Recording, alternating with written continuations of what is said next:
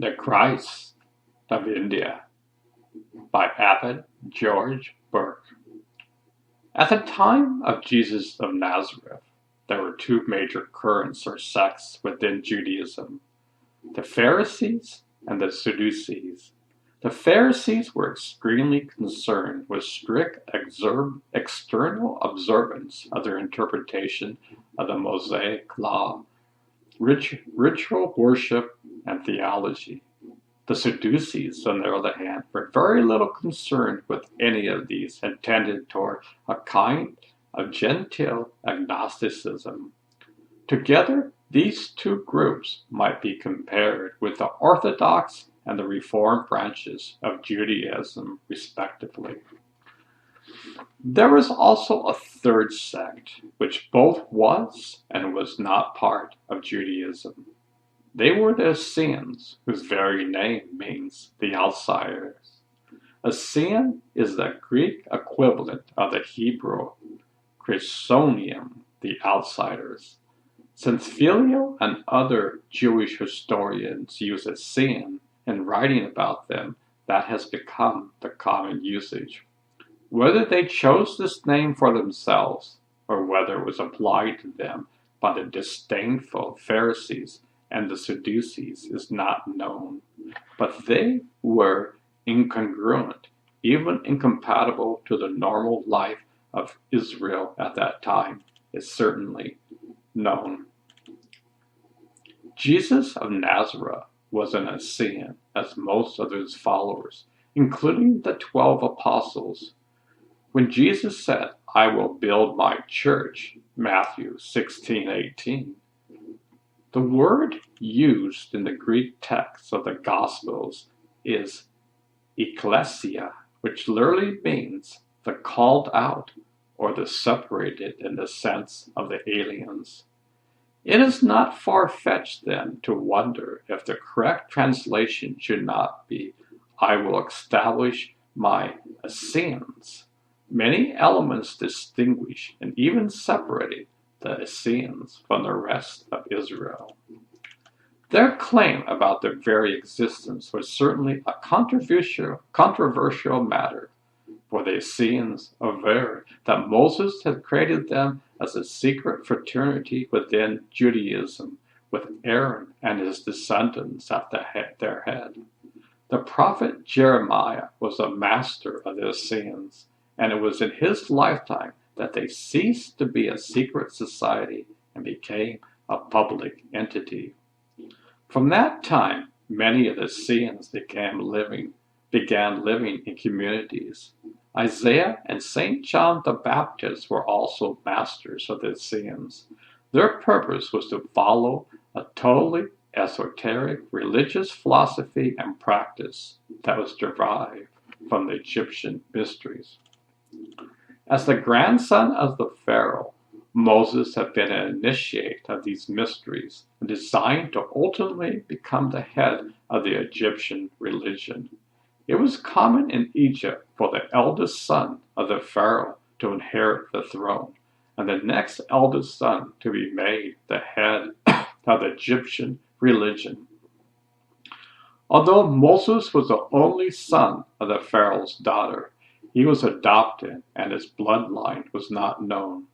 For this reason, he could not be Pharaoh, but he could be put into the position usually given to the second son. The Egyptian mysteries were themselves derived from the religion of India, Satya Dharma, the eternal religion. Because of this, the Essenes have always maintained some form of contact and interchange with India, a fact that Gallo, their fellow Israelites, regarded this. Alfred Ederseen, in his 19th century classic, The Life and Times of Jesus the Messiah, wrote, "Their fundamental tendency was quite other than those of Pharisaism, and strongly tinged with Eastern elements." The reality of this contact with India is shown in the Zohar, a compilation of ancient Jewish mystical traditions and the major texts of the Jewish Kabbalah. It contains the following incidents regarding the knowledge of an illuminated rabbi concerning the religion of India and the Vedic religions rite known as Sandhya, which is an offering of prayers at dawn and sunset for enlightenment. Rabbi Yosef and Rabbi Heba were walking on the road. While they were walking, night fell. They sat down. While they were sitting, morning began to shine. They rose and walked on. Rabbi Hia said, "See the face of the east, how it shines. Now all the children of the east in India who dwell in the mountains of light, the Himalayas, are bowing down to this light, which shines on behalf of the sun before it comes forth, and they are worshiping it. Now you might say, this worship is in vain, but since ancient primordial days, they have discovered wisdoms through it." Their contact and interchange with Indian religion, Brahminical practice in particular, were manifested in several ways among the Essenes. They practiced strict nonviolence. They were absolutely vegetarians and would not touch alcohol in any form, nor would they eat any food cooked by a non-Essene. Ellersheim says its adherents would have perished of hunger rather than joined in the meals of the outside world. They refused to wear anything of animal origin, such as leather or wool, usually making their clothes of linen.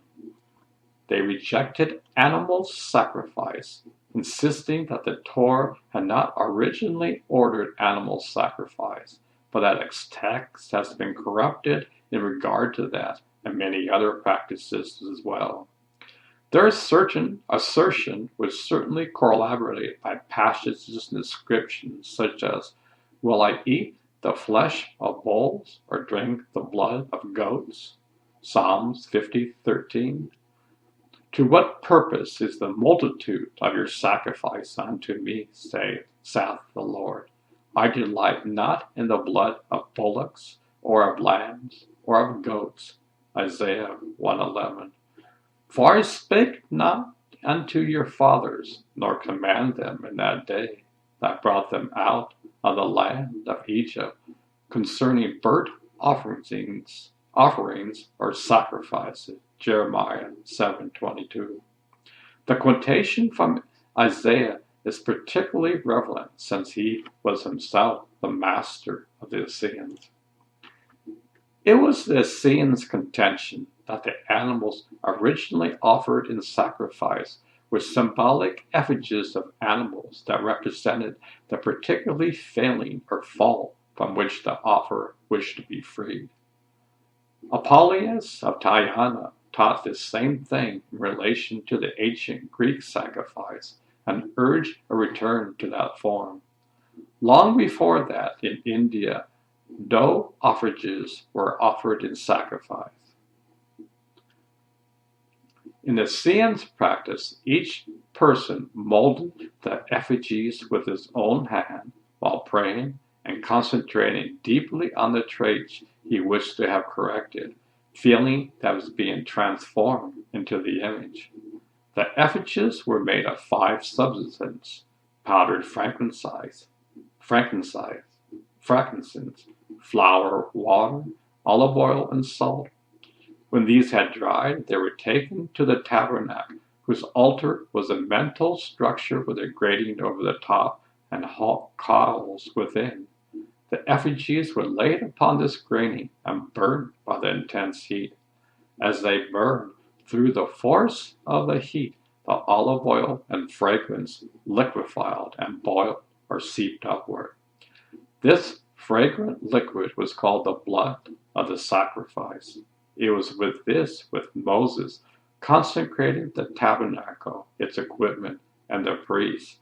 Exodus 24:6-8. Not animal blood, and it was such a lamb whose blood was sprinkled on the doorsteps in Egypt. Exodus 12:7. For the Passover observance, the Essenes would bake a lamb effigy using the same ingredients except for the frankincense. They would substitute honey and cinnamon. Or lacking honey, they would use a kind of raisin syrup. This is the only paschal lamb acceptable to him, and therefore to Jesus and his apostles. Consequently, the Essenes refused to worship in Jerusalem and maintained their own tent tabernacle on Mount Carmel, made according to the original directions given us to Moses on Mount Sinai. They considered the Jerusalem temple unacceptable because it was a stone structure built according to Greco-Roman style rather than a simple and humble tabernacle form given to Jesus, a form that symbolizes both the physical and psychic makeup of the human being. Further, the Jerusalem temple was built by Herod, who, completely subservient to Rome, disdained Judaism and practiced a kind of Roman agnostic piety. Because of this, the temple was ritually unclean in their estimation. They placated the Jerusalem temple priests by sending them large donations of money. On occasion, they gave useful animals to the temple in Jerusalem, but only with the condition that they would be allowed to live out their natural span of life. They interrupted the Torah and other human scriptures in an almost exclusively spiritual, symbolic, and metaphysical manner, as did the Alexandrian Jewish philosopher Philo. They also had esoteric writings of their own, which they would not allow non-Essenes to see.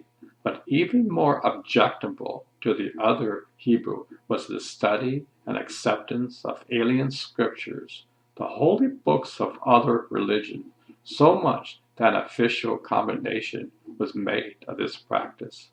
In light of this, we can say that the Essenes were perhaps the first in recorded history to hold a universal, eclectic view of religion.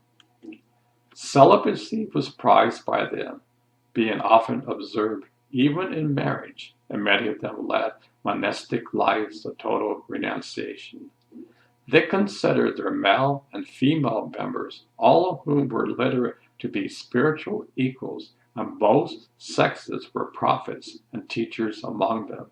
This too was a practice in Hinduism at that time, women also wearing the sacred thread. They denied the doctrine of the physical resurrection of the dead at the end of time, which was held by some Pharisees who usually believed in reincarnation and later became a tenet of Mediterranean Christianity. They believed in reincarnation and the law of karma and the ultimate reunion of the soul with God. This is clearly indicated by the apostles asking Jesus about a blind man. Master, who did sin, this man or his parents, that he was born blind? John 9:2. They believed that the Son was a divine manifestation, imparting spiritual powers to both body and mind. They faced the rising and setting sun and recited prayers of worship prayers.